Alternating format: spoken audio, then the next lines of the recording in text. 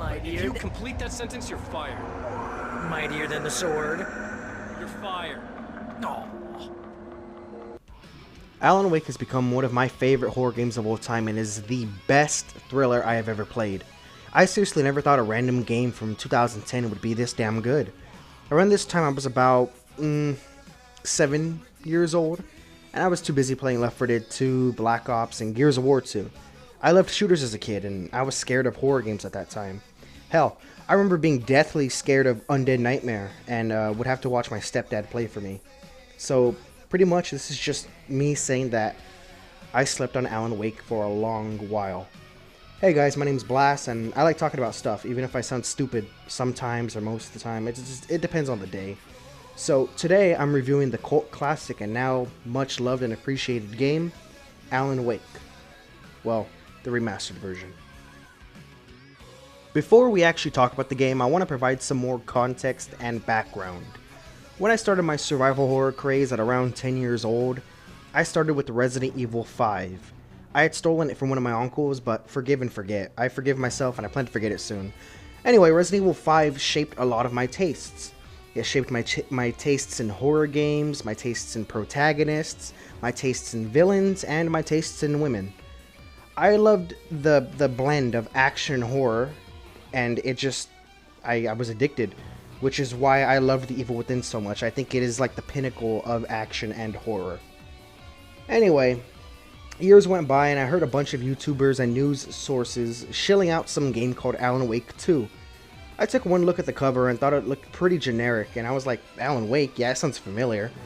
And part 2 went on to win like a whole bunch of awards and other stuff, and it got super popular like out of nowhere. Like most popular things, I started to hate it. Then when I discovered it was made by Sweet Baby Inc., I was like, nah, I'll pass.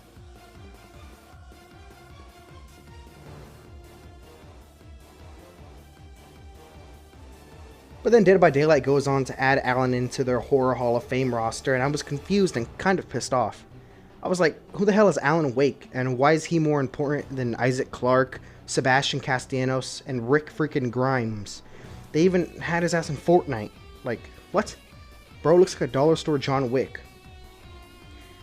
But I then started to do research about the first game, so I could hate on it better, of course.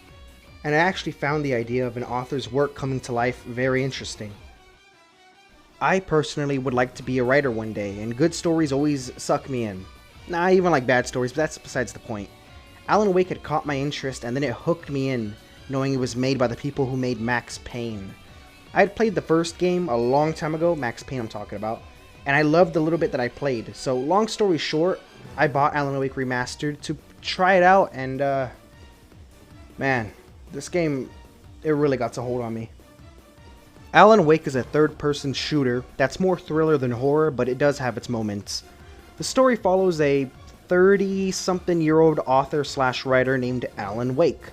After writing a very stressful book titled The Sudden Stop, it ends with his character, Alex Casey, dying in the finale. He had written several famous award-winning books about Alex and found himself stuck trying to write something new. To clear him of his writer's block, Alan's wife, Alice, takes him to the quiet town of Bright Falls, Washington to help clear his mind. Him and his wife seem to love each other very much, but Alan is a very realistic and conflicted character. So much so that I didn't really like him in the first episode. But he soon grew on me, I guess. Anyway, he walks into Oh Dear Diner to speak with the man to get the keys to the cabin that they're renting. He walks in and meets a waitress named Rose Marigold, who seems to be obsessed with Alan Wake and his work. And she directs him to the back of the diner to speak to the guy he needs to speak to.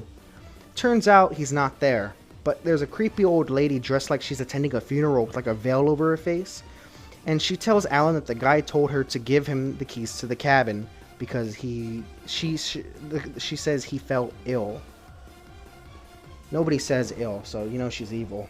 Anyway, Alan then drives off with Alice, and we see the guy he actually needed to talk to run out of the diner, and he yells that Alan forgot the keys. Spooky. Anyway, Alan and Alice make it to the cabin that sits on Cauldron Lake. We turn on the generator and check the house out. Alice then calls to Alan to show him something. Once Alan shows up, he sees a study that Alice set up for him with a typewriter, and Alan gets pissed off at her and just runs away. I didn't quite catch the reason my first playthrough, but it's because he feels that everybody's expecting another book, another award winner, and he's just burnt out. He does need a moment to breathe, and I get that. So, oh, and here in the script I say that I just assume that he's a drama queen, ... which he is. So, yeah, he is a drama queen, by the way. Anyway. Yeah, Alan then chills on the bridge of the cabin that's like, it's across the lake a little bit. Just to clear his head. And then all of a sudden we hear Alice scream, and Alan rushes to see what happened. It looks like something pulled her down into the water in the back of the cabin, so Alan jumps in after her because he believes that he sees her shape in the water. So he jumps in, and then nothing happens. Alan then wakes up. Alan wake? Anyway. He wakes up in a car crash on the side of a mountain. He gets out and stumbles through the woods until he finds a glowing piece of paper of a manuscript that he doesn't remember writing, and it tells of things that are going to happen. He ends up coming across the shadow people called the Taken, and they will kick your ass even on easy. Luckily, Alan has a dodge move that's pretty easy and fun to pull off. Anyway, that's where my synopsis will end. So, throughout the game, you collect pages of the manuscript and try to unravel the mystery, and also find Alice in the process, but the rabbit hole just gets deeper and deeper even after beating the game and playing the bonus episodes. Now, let's move on to something more simple. What did I like about the game? The gameplay is super fun. Some people say it's repetitive, but I enjoyed it all the way through. You can dodge and then attack, and it's super satisfying when things slow down for a bit, like in Max Payne. The way you fight the Taken is pretty cool too. You have to shine your light on them to basically break through their armor, and then you can kill them normally with your gun. I think fighting like the darkness with light in a literal sense is really cool, and nothing that I've really seen before. The story is simple as like a starter, which I think is perfect for any story, but it gets better and more what's the word? Complicated and complex as the game goes on. I like the different collectibles, such as the Night Springs episodes, the radio shows, and the Old Dear Dino thermoses. There's a whole bunch of collectibles, and I'm a sucker for collectibles. I love the replay value here. You get an achievement for every difficulty, including easy, and that's always cool. The side characters are pretty cool too, with my favorite being the Anderson brothers, because they're in a metal band called the Old Gods of Asgard, and they're really cool. I thoroughly loved the music and the atmosphere, and I've always loved the cold American forest setting. Perfect setting for mysteries and urban legends. I talk about urban legends on the channel, so make sure to check those videos out. So, what didn't I like? I hated the very small weapon variety. There's the revolver, the flare gun, which works like a grenade launcher, a shotgun, a pump shotgun, which is the same thing but the pump has more shells, of course, and the hunting rifle, and 2 throwables, which are the stun grenades and flares. That's it through the entire through the entire 8 episodes. There's also different kinds of flashlights. So there's like your normal flashlight, there's a stronger flashlight, then there's like a big one called the lantern, and then in the bonus episodes there's an even bigger lantern. It's like it's funny seeing the flashlights get bigger. Anyway, so I don't like the weapon variety. They're fun the first few times you use them, but otherwise it does get a little bit boring. Except for the boomsticks. I always have a soft spot for shotguns. The enemy variety is also kind of lame. There's the Taken, the tougher Taken, the Taken with the chainsaw, the birds, and the possessed objects. Oh, and sometimes there's rocks, or like it looks like a puddle of sludge that just sits there to piss you off. Like, for real, dude, just go away and die. A thing I kind of like and hate is that the Taken will straight up jump you and will kick your ass. It can be completely silent, and they will spawn randomly and surround Alan just to curb stomp him. Like, leave Alan alone, dudes. He just wants to find his wife. I had a little trouble with the camera always switching to Alan's left shoulder. I get it because he holds the flashlight with his left, but I'm right-handed and I want to see from the right shoulder.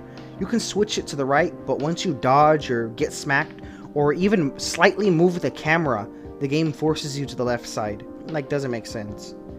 And for my final thing that I didn't like, but I can kind of forgive, is that the audio would also desync sometimes during cutscenes. But like I said, I think I could forgive that, honestly. So overall, Alan Wake is a worthwhile experience that I bought on sale for only 10 bucks. The action is fun, it has a good mystery, and it has good replayability. I give Alan Wake Remastered a 7 out of 10. Higher than average, but it does have some minor downsides. Another downside that I didn't mention is that there's no physical copy. You can't get it like on disc or like in a case. It sucks. You can only buy it digitally. And I think buying anything digitally is so lame. Anyway, I gotta be nice again. It earned a special place in my heart, and added yet another main for me in Dead by Daylight. So, I guess now all that's left is for me to play Alan Wake 2. So, I'll review that one next. Thank you guys for watching and making it this far into the video. Leave a like if you liked, and subscribe if you want to see more stuff from me. Let me know what you think of Alan Wake in the comments down below. And if you've played the game, Alan Wake 2 I mean, give me some tips maybe. No spoilers please, for Alan Wake 1 or 2. But if you feel like you need to say something that's spoilery, put a warning please. I'll see you in the next video, and bye-bye.